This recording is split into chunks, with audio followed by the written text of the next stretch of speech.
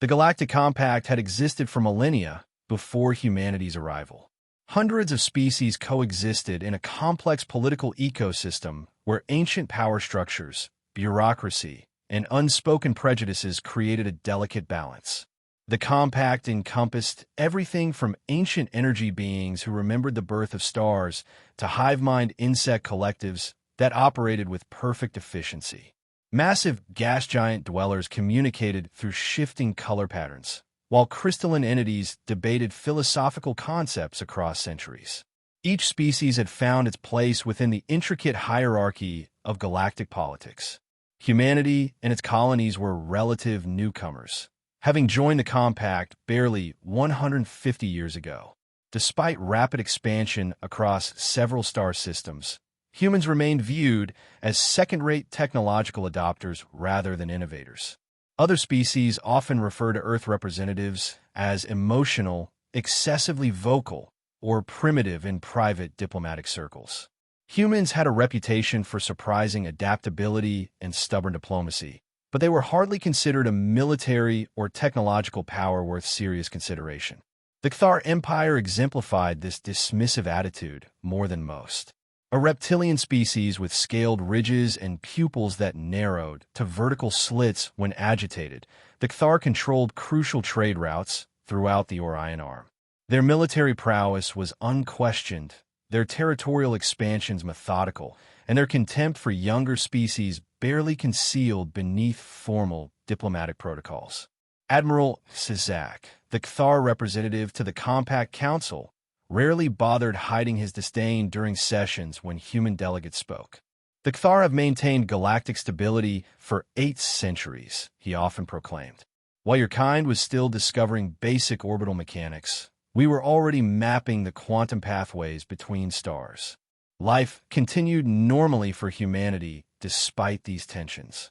At Research Station Epsilon 9, Dr. Eliza Stern adjusted the parameters on her xenobiology scanner, trying to determine why the cellular structure of the Proxima Centauri flora samples showed unusual resistance to radiation. 10 light-years away, the Jensen family prepared to relocate to New Cascadia, Earth's 3rd extrasolar colony.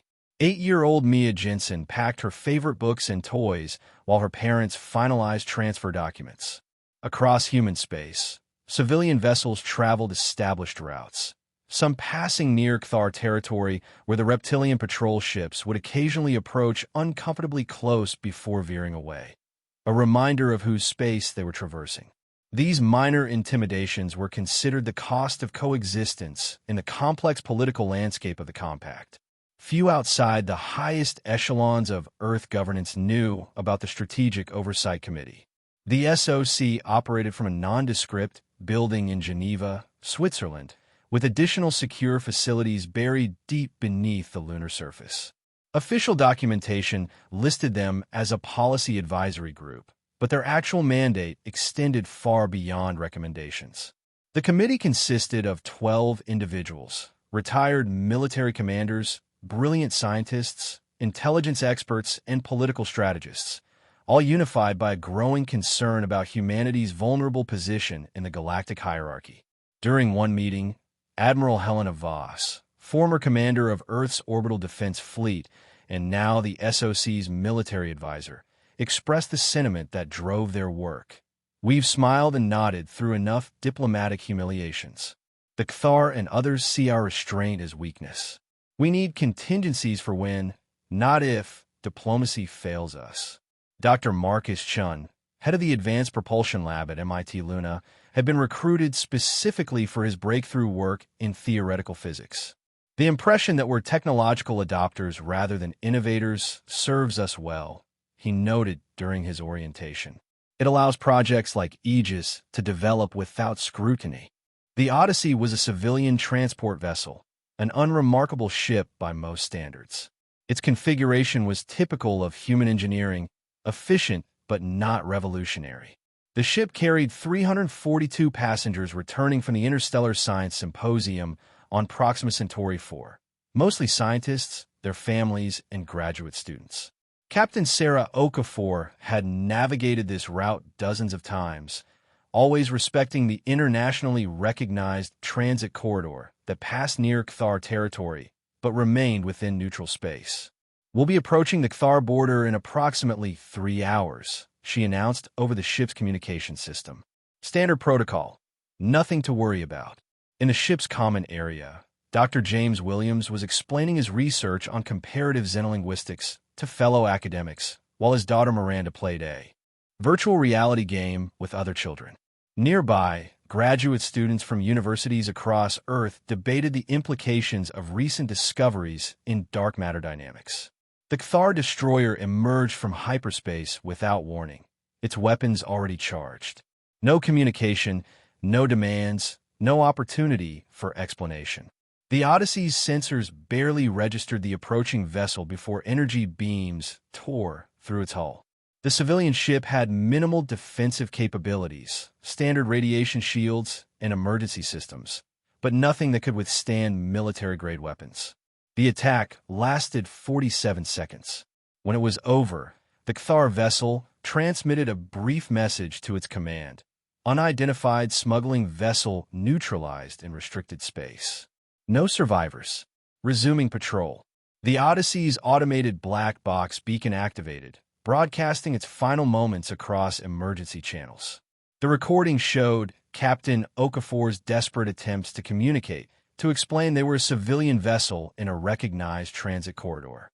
It captured the terror of passengers as systems failed and hull integrity collapsed.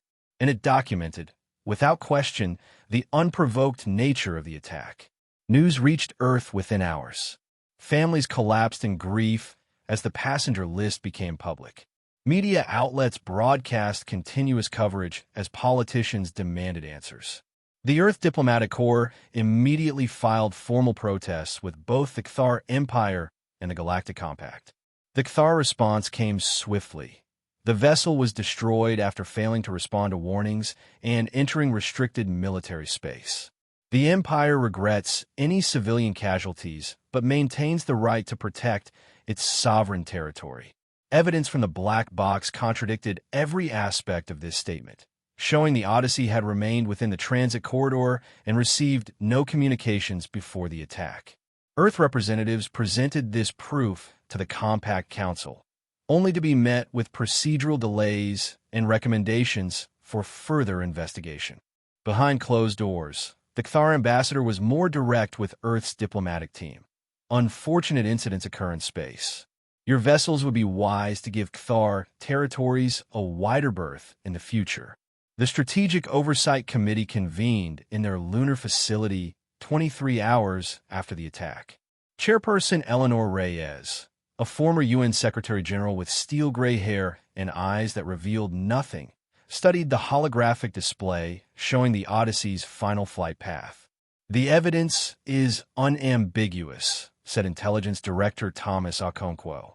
"This was a deliberate attack on a clearly identified civilian vessel in neutral space." The Cathar officer responsible would have recognized the ship type. Admiral Voss nodded grimly. "This isn't the first time they've tested boundaries, but it's their most blatant provocation. The lack of meaningful response from the Compact proves what we've suspected. Galactic politics will never prioritize human lives over Cathar interests." Chairperson Reyes straightened in her chair. "We've prepared for this possibility." Dr. Nakamura briefed the committee on Project Aegis. Dr. Hannah Nakamura, a quantum physicist with unassuming demeanor that belied her revolutionary work, activated a secure holographic projection. Project Aegis represents humanity's most advanced defensive and offensive capabilities, developed entirely outside the knowledge of the Compact. The hologram displayed schematics for technologies that violated conventional understanding of physics. Unified field weapons that could penetrate any known shielding, multidimensional stealth systems that rendered vessels completely undetectable, and precision targeting systems operating at the quantum level. The public perception of human technology being derivative and second-rate has been carefully cultivated, Nakamura explained. In reality, we've made breakthroughs in areas the Cathar and others haven't even begun to explore.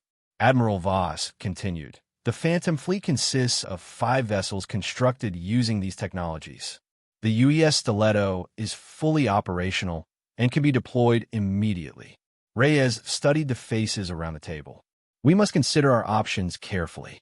Full-scale military retaliation would trigger a war we cannot win conventionally. The Cathar fleet outnumbers ours hundreds to one. We don't need to match their numbers, countered Voss. We need to demonstrate capabilities they cannot counter or comprehend. Strategic analyst Maya Singh raised her hand. We've compiled potential targets. Cathar military installations with strategic value, but minimal personnel. Our priority should be maximum impact with zero civilian casualties. For hours, they debated options, examining and rejecting dozens of potential targets and approaches. Eventually, consensus formed around a single objective. Nexus Cathar 7 controls communications and coordination for approximately 40% of the Cathar fleet in this sector, explained Singh. It's located on a heavily fortified asteroid with no indigenous population or civilian presence. The facility is considered impenetrable, protected by multiple defense systems, energy barriers, and constant patrol ships. And if we disable it, asked Reyes, it would create significant command and control disruption without directly harming any individuals. The message would be unmistakable but measured. Reyes nodded slowly. Very well. Admiral Voss, prepare the operation. Captain Rostova is still commanding the Stiletto. Yes, she's our most experienced officer with the new technologies. Inform her that authorization has been granted. Operation Surgical Strike is now active. The UES Stiletto didn't look particularly impressive when docked in its secret lunar hangar. Its hull was matte black, absorbing rather than reflecting light, with a sleek profile that somehow seemed to resist focused attention. Those who worked around it often reported difficulty remembering its exact dimensions or features, a side effect of the multidimensional stealth systems that bent not just light, but perception itself. Captain Eva Rostova moved through the ship's pre-launch procedures with cold efficiency. At 43, she had spent half her career in classified operations, most recently commanding the Stiletto during its testing phase. Her crew of 22 had been selected not just for technical excellence, but for psychological stability and ethical judgment, qualities that would be tested in the coming mission. All systems operational, reported Lieutenant Commander Hiroshi Tanaka from the engineering station. Quantum drive at full capacity. Stealth systems online. Weapons status? Rostova asked, her voice calm and measured. Weapons Officer Maya Patel responded. Scalpel units are primed and calibrated. Deployment systems tested and ready. Rostova nodded, her short-cropped silver hair gleaming under the bridge lights. Navigator, plot course to insertion point Delta 9. Wheel approach from the system's ecliptic plane to minimize detection probability. As the Stiletto slipped from its lunar berth, its stealth systems activated fully. To any observer, human or alien, the section of space occupied by the vessel simply appeared empty. Not cloaked or distorted, but genuinely vacant, as the ship existed partially in dimensional space humans had only recently discovered how to access. The journey to Nexus Cathar 7 took 26 hours, during which the crew maintained minimal communication and prepared for their approach. Their target orbited a red dwarf star in a system the Cathar had claimed centuries ago, its location known, but its exact capabilities classified by the Reptilian Empire. Approaching outer defense perimeter, announced Navigator Lisa Chun. Sensor grid detected at projected coordinates. The view screen displayed the asteroid housing Nexus Cathar 7, surrounded by concentric rings of defense systems. Automated weapon platforms floated in precise formation, while patrol ships moved in choreographed patterns. Energy barriers shimmered faintly between layers of physical defenses. Impressive, murmured Rostova. No wonder they believe it's impenetrable. Conventional weapons would never breach those defenses, agreed Tanaka. Even knowing their positions, a standard attack fleet would be detected and destroyed before reaching the second layer. Rostova's lips curved in a slight smile that didn't reach her eyes. Fortunately, we're anything but conventional. Begin approach, pattern whisper 2. The stiletto moved with impossible precision, sliding between sensor grids that would have detected any normal matter displacement. The ship navigated through a minefield that would have annihilated any vessel operating in normal space-time. The proximity alarms remaining silent as they passed within meters of weapons platforms programmed to fire at the slightest disturbance. On the bridge, tension manifested in small ways. The tightening of Rostova's grip on her command chair, the controlled breathing of the navigation officer as she made micro-adjustments to their course, the rigid posture of security personnel standing ready in case of detection.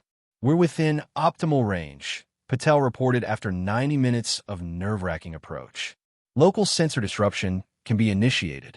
Rostova nodded. "Deploy quantum jammers. We'll have approximately 7 minutes before their diagnostic systems detect the anomaly." From a stiletto's ventral ports, 6 small devices emerged, each barely larger than a human hand.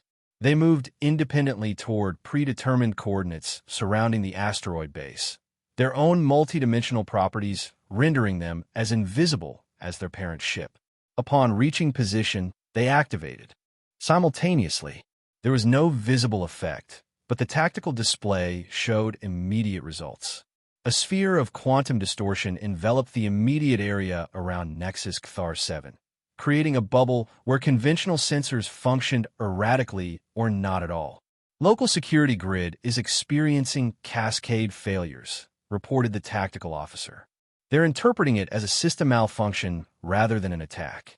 Their protocols show they've initiated diagnostic sequences." "Deploy scalpel units," ordered Rostova. "Primary targets, as briefed." The weapons bay opened, releasing 12 cylindrical objects approximately 30 centimeters long. Unlike conventional weapons, these carried no explosives, no radioactive material, nothing that would register on standard security scans. Instead, they contained something far more devastating: directed energy fields capable of manipulating matter at the subatomic level with surgical precision. The units accelerated toward the asteroid base, passing through the physical barriers as if they were mist.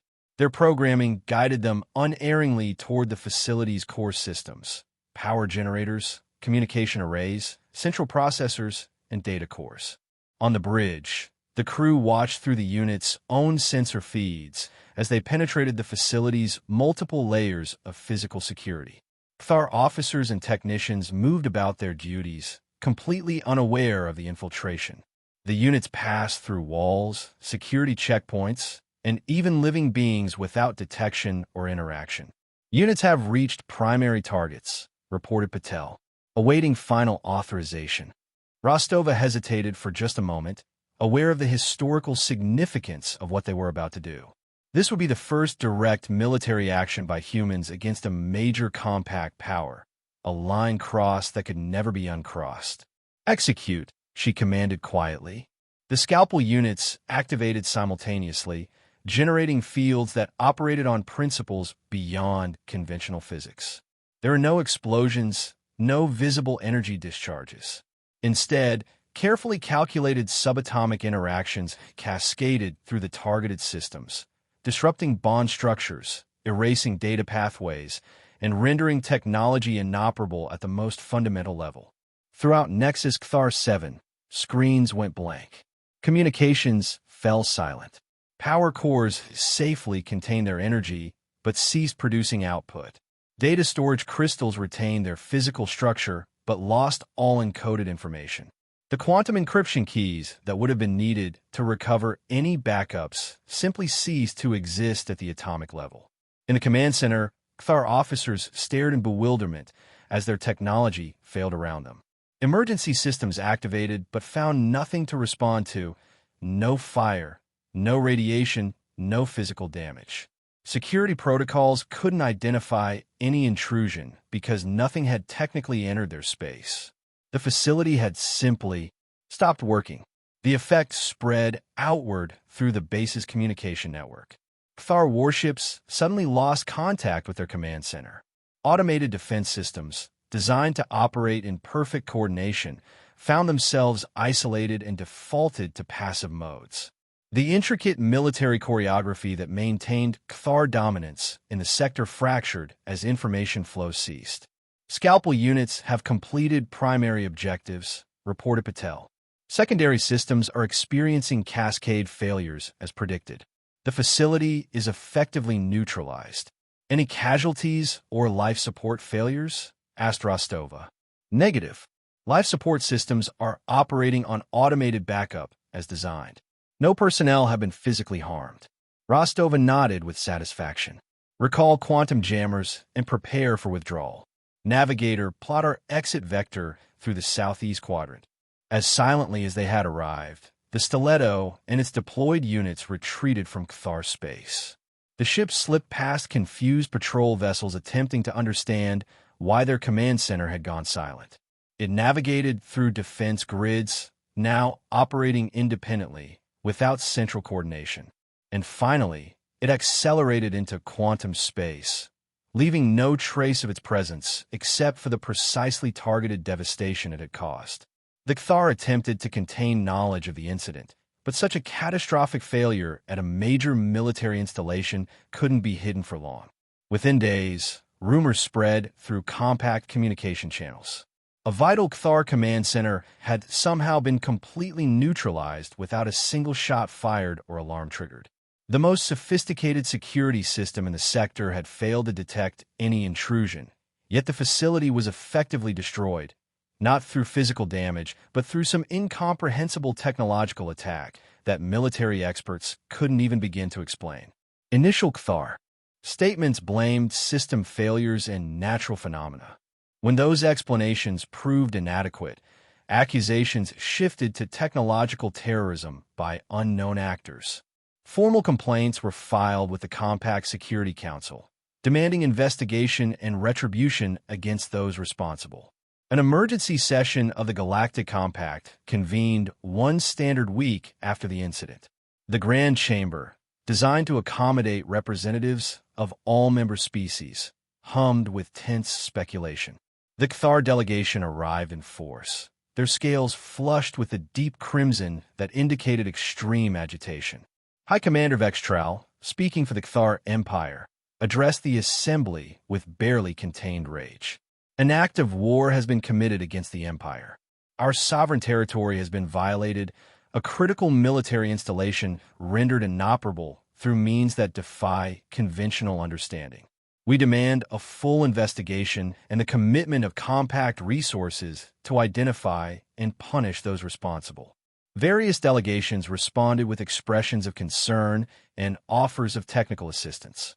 The Hadrarian Collective proposed a joint scientific mission to study the phenomenon. The Volus Federation suggested establishing enhanced security protocols throughout compact space.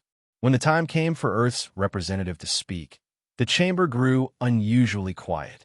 Ambassador Diane Maxwell, a veteran diplomat with 30 years of service, approached the central podium with unhurried confidence. The Galactic Compact exists to ensure peace and justice for all member species, she began, her voice carrying clearly through the vast chamber. It is founded on principles of territorial integrity, diplomatic resolution of conflicts, and the protection of innocent lives. She paused, allowing her gaze to sweep across the assembly before continuing. One standard week ago, the Cathar Empire experienced a significant technological failure at one of their military installations. This is indeed concerning, and Earth extends its sympathies for this disruption. The Cathar delegation stirred restlessly, scales flushing darker, but Ambassador Maxwell continued before they could interrupt. 2 standard weeks ago, the civilian transport vessel Odyssey was destroyed without warning by a Cathar military ship while traveling through internationally recognized neutral space. 342 civilians, scientists, educators, children perished in that attack. Maxwell activated a holographic display, showing the Odyssey's final sensor logs and communication attempts. These records clearly demonstrate that the Odyssey remained within the designated transit corridor at all times, identified itself properly, and received no warnings before being destroyed. She turned to face the Cathar delegation directly. Earth brought this evidence before this very council and requested justice. We were met with procedural delays, bureaucratic obstruction, and ultimately, indifference.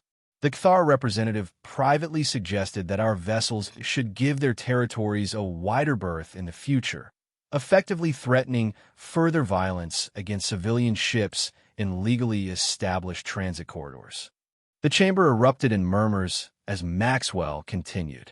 In a universe where established rules are disregarded and civilians are attacked without consequence, entities may find it necessary to establish their own methods of ensuring balance and accountability. She carefully avoided directly claiming responsibility for the attack on Nexus Cathar 7, but her implication was unmistakable. It is worth noting that whatever action may have been taken against the Cathar facility was executed with surgical precision, with absolute respect for innocent life, and with technological sophistication that demonstrates remarkable restraint. No lives were lost. No war was initiated. A message was delivered. The Cathar delegation rose in unified protest, but Maxwell spoke over their objections.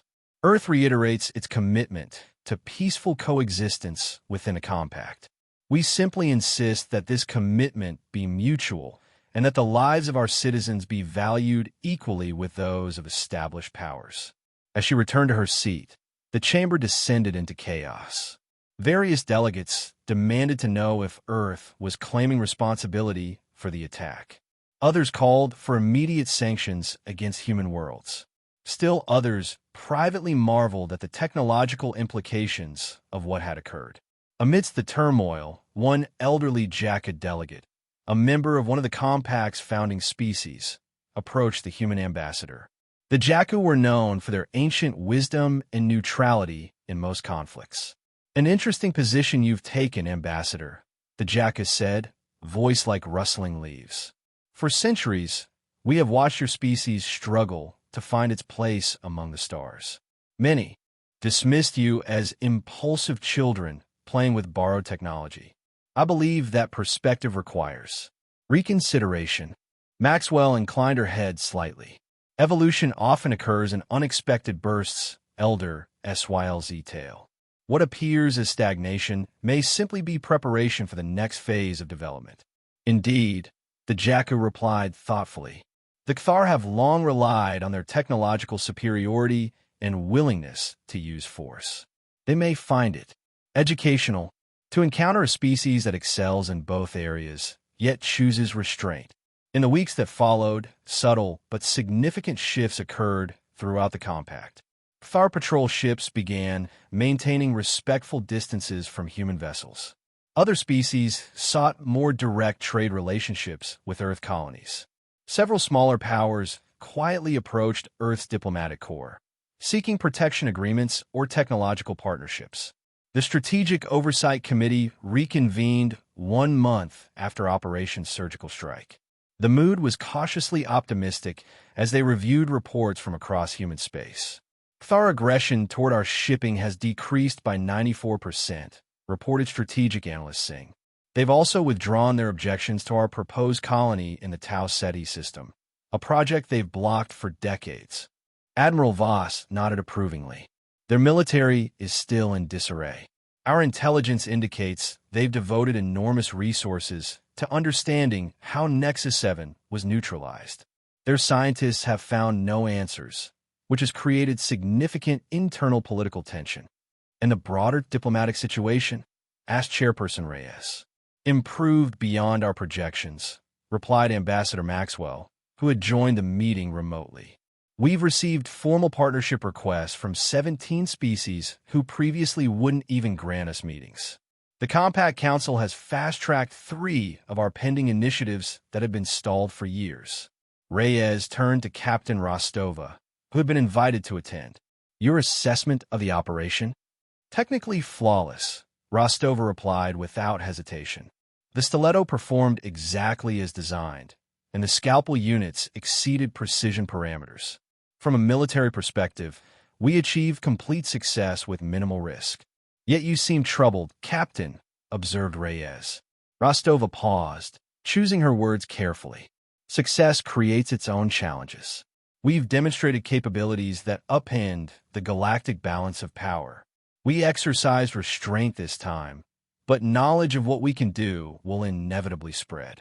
Some will seek alliance for protection, others will develop countermeasures, and some may strike preemptively out of fear. You're concerned about escalation, Reyes stated. I'm concerned about responsibility.